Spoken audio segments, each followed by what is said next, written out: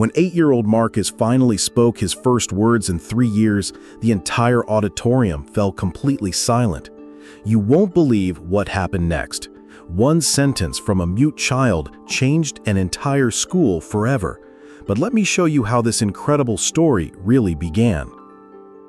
Marcus Thompson, 8 years old, was the silent boy in the corner of every classroom at Riverside Elementary. His small frame hunched over his desk, clutching a worn notebook filled with drawings instead of words. Dark circles under his bright green eyes told the story of sleepless nights and endless tears.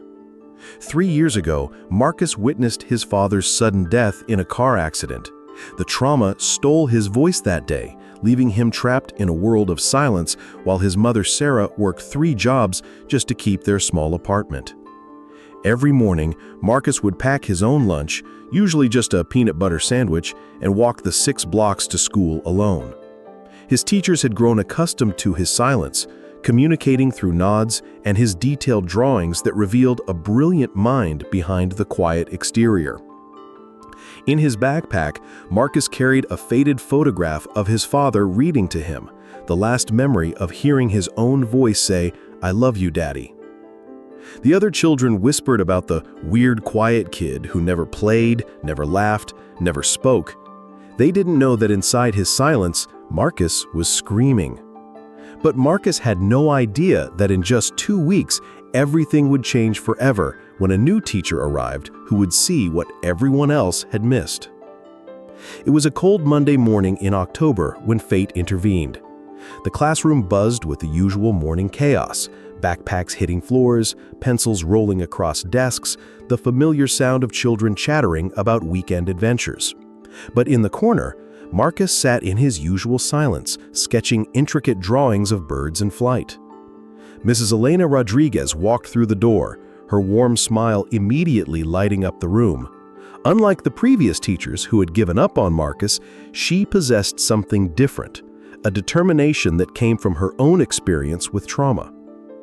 During lunch, Marcus sat alone as always, slowly eating his sandwich while watching other children play. A group of older boys approached his table, their intentions clear from their smirking faces. "Hey, freak boy, still pretending you can't talk? We know you're just faking it for attention." Marcus's hands trembled as he gripped his notebook tighter. The other children in the cafeteria turned to watch, some giggling, others looking uncomfortable but too afraid to intervene. "Maybe if we scare him enough, he'll finally make a sound," another boy laughed, grabbing Marcus's notebook and tearing out his drawings. Mrs. Elena Rodriguez appeared from nowhere, her gentle but firm voice cutting through the tension. "Boys, return to your seats immediately." But her eyes were focused on Marcus, who sat frozen with tears streaming down his face.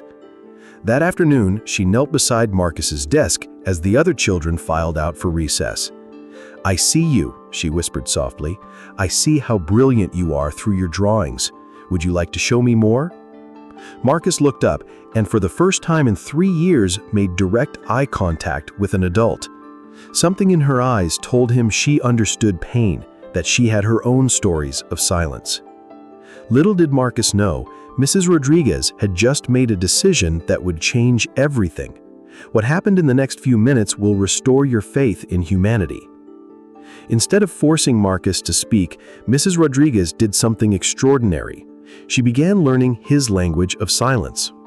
Every day after school, she would sit with Marcus in the empty classroom, not pushing him to talk, but simply being present.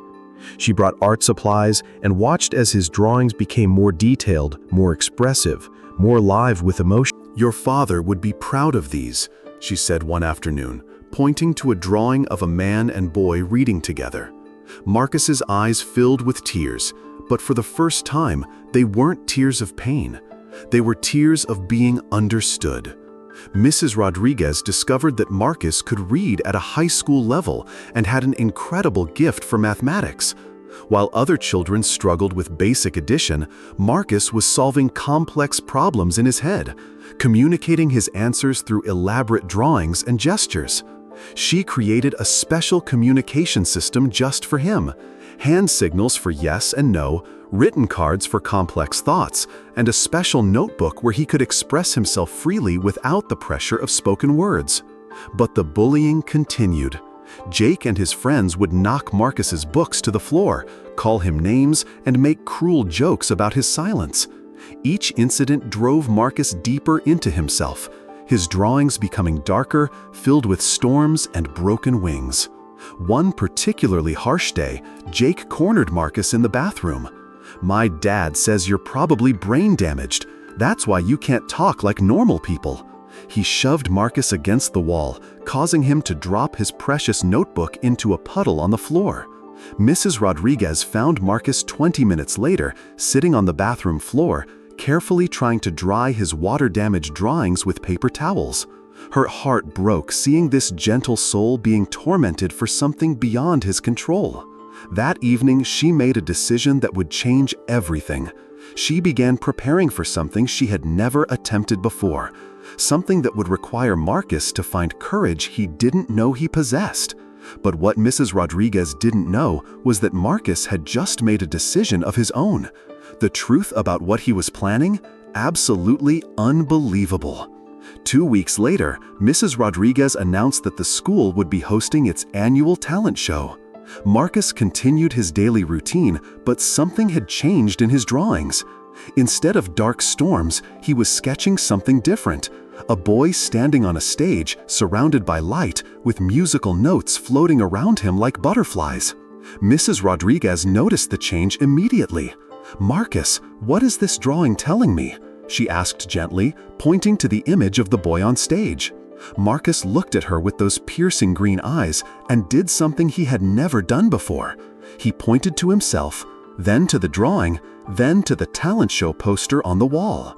When Mrs. Rodriguez realized what Marcus was trying to tell her, her knees nearly gave out. But the biggest shock was still coming. That afternoon, Marcus stayed after school and did something that would change everything. He walked to the piano in the corner of the classroom, an old, dusty instrument that hadn't been played in years, and sat down on the bench. Mrs. Rodriguez watched in amazement as Marcus's small fingers found the keys with the precision of someone who had been playing for years.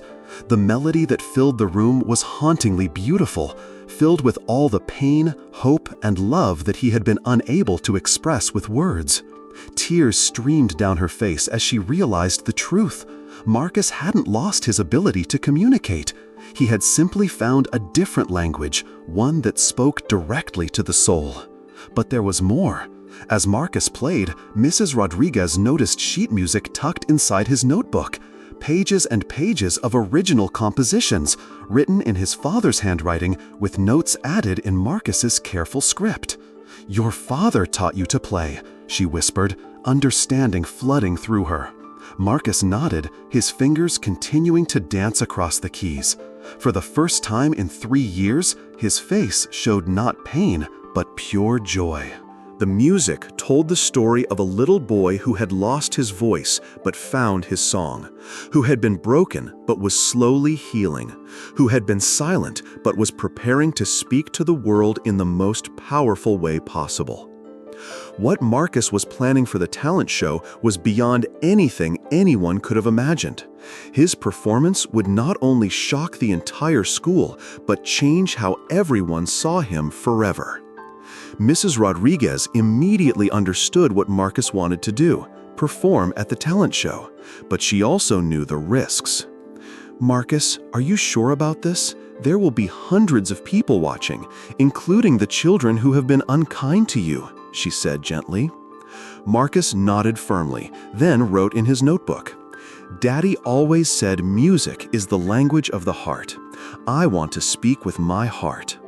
But convincing the school administration was another challenge entirely. Principal Johnson was skeptical about letting a selective mute child perform on stage. "What if he freezes up? What if the other children laugh? We can't risk embarrassing him further," the principal argued. But just when Marcus was about to get his chance, something happened that almost ruined everything. The day before the talent show, Jake and his friends discovered Marcus practicing in the music room. They burst in, laughing and mocking. "Look, the freak thinks he can play piano. Wait until everyone sees this joke tomorrow night," Jake sneered, slamming the piano lid down, nearly catching Marcus's fingers. Marcus ran from the room, tears streaming down his face. Mrs. Rodriguez found him in the janitor's closet, curled up in a ball, shaking with fear and doubt.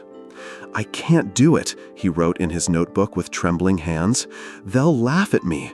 Daddy wouldn't want me to embarrass myself."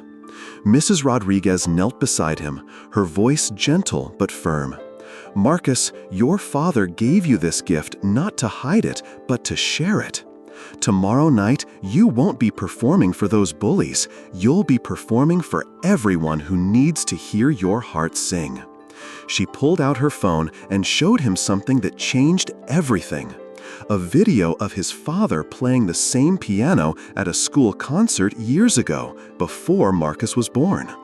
"Your father was the music teacher here, Marcus. That piano was his. He would want you to use it to find your voice again." Marcus watched the video 3 times, seeing his father's joy as he played, seeing the same expression he felt when his own fingers touched the keys. Slowly, Marcus stood up, wiped his tears, and wrote one word in his notebook: tomorrow. The next evening, as families filled the auditorium, Marcus sat backstage, his heart pounding but his resolve strong. The auditorium was packed with parents, teachers, and students as act after act took the stage. Marcus waited in the wings, his small hands trembling as he held the sheet music his father had written, a piece called "When Hearts Speak." What happened next will bring tears to your eyes. The moment Marcus never thought possible was about to happen. When his name was called, Marcus walked slowly to the center of the stage. The audience fell silent, many knowing this was the boy who had never spoken. Jake and his friends sat in the front row, smirking and mocking cruel comments. Some parents looked uncomfortable, wondering if this was appropriate. Marcus sat at his father's piano, placed his hands on the keys, and closed his eyes. For a moment, the auditorium was completely silent. Then the first note rang out, clear, pure, and powerful. The melody that followed was unlike anything anyone had ever heard. It told the story of loss, of pain, of a little boy's journey through silence and back to light. Every note carried the weight of 3 years of unexpressed emotions. But then something miraculous happened. As the music swelled to its climax, Marcus opened his mouth and began to sing. Not words, but pure emotion transformed into sound. His voice, unused for 3 years, was raw and beautiful and heartbreaking. The bullies stopped laughing, parents began crying, teachers held their breath. And then, in the final verse, Marcus sang the words his father had written, words about love never dying, about finding your voice even in the darkest silence. When hearts speak, they speak in music. When souls cry, they cry in song. What was lost can still be found when love carries us along. As the last note faded, the auditorium remained silent for what felt like eternity. Then Marcus stood up, looked directly at the audience, and spoke his first words in 3 years. "This song is for my daddy, who taught me that being quiet doesn't mean you have nothing to say. And for Mrs. Rodriguez, who taught me that sometimes the most powerful voice is the one that speaks from the heart." The explosion of applause that followed was unlike anything Riverside Elementary had ever experienced. Parents jumped to their feet, teachers wiped away tears, and even Jake sat in stunned silence, his face red with shame. The standing ovation lasted for 5 full minutes, with people cheering not just for the performance, but for the courage of a little boy who had found his voice again. Mrs. Rodriguez rushed onto the stage and embraced Marcus, both of them crying tears of joy and triumph. Principal Johnson, who had been skeptical, was now beaming with pride. "In 30 years of education, I have never witnessed anything so powerful," he announced to the crowd. But the most beautiful moment came when Marcus's mother, Sarah, who had been working and missed most school events, appeared at the side of the stage. She had received an urgent call from Mrs. Rodriguez and arrived just in time to hear her son speak and sing for the first time since his father's death. "Mommy," Marcus said, running to her arms, "I found my voice. Daddy helped me find it." The transformation in Marcus was immediate and lasting. Not only did he begin speaking again, but he became the school's official pianist, playing at every assembly and helping other children who struggled with their own challenges. Jake and his friends, humbled by witnessing such courage, apologized publicly and became Marcus's protectors instead of his tormentors. Most importantly, Marcus learned that silence doesn't mean absence. Sometimes it means preparation for something beautiful. 6 months later, Marcus performed at the state talent competition, dedicating his performance to all the children who feel voiceless and alone. If this story touched your heart, imagine how many other children are fighting their own silent battles. Share this video with someone who needs hope today. And remember, you never know when your small act of kindness might help someone find their voice again. Sometimes the most powerful thing we can do is simply see someone who feels invisible and let them know they matter.